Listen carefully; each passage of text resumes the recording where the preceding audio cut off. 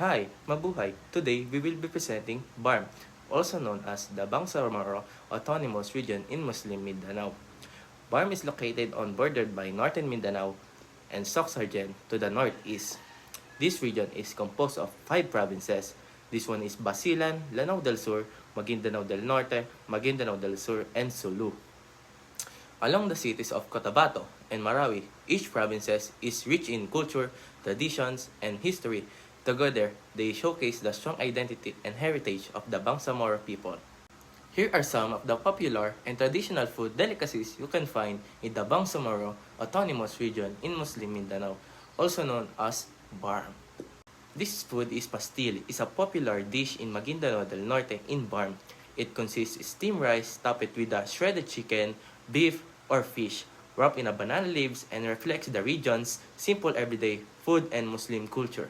This one is dulang. In Basilan is a traditional festive food platter of the Yakan people featuring rice surrounded by meat, seafood, and vegetables, and sweets served commonly on a banana leaves during celebration like Eid. It symbolizes unity, gratitude, and sharing. So next food in Barm is palapa. Palapa is a well-known spicy dish of the Maranao people.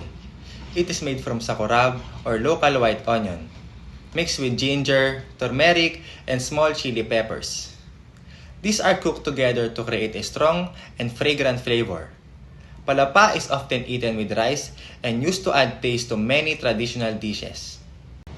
So the next popular dish in Barm is chicken curry. Chicken curry is a favorite dish in Maguindanao del Sur, and it is made with chicken cooked in coconut milk, turmeric, and local spices. The coconut milk makes it creamy, while spices give it a mild spicy taste. It is usually served in family gatherings and special occasions with rice or rice cakes. The picture shows pininyahang manok, a Filipino chicken dish cooked with pineapple and coconut milk. The chicken pieces are covered in a creamy yellow sauce mixed with chunk of pineapple and a slice of carrots, giving it sweet, tangy, and rich flavor. The dish neatly presented in a white bowl with gold utensils and green leaf. Underneath, creating an elegant and appetizing look, it is commonly served with rice is known for its creamy texture and balanced taste. The picture shows Tuyula Itum, a traditional tausug dish from Sulu. It is dark-colored soup made with beef and burnt coconut, which give the broth its black appearance and smoky flavor. The bowl contains tender chunks of beef and topped with a red chili for added spices presentation.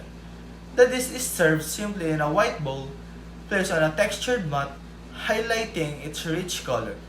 Tayula Utum is known for its bold savory taste and is commonly enjoyed with rice as a meal, reflecting the local tradition of using coconut in cooking. This image described by Bay, a sweet delicacy from North Cotabato in the Philippines.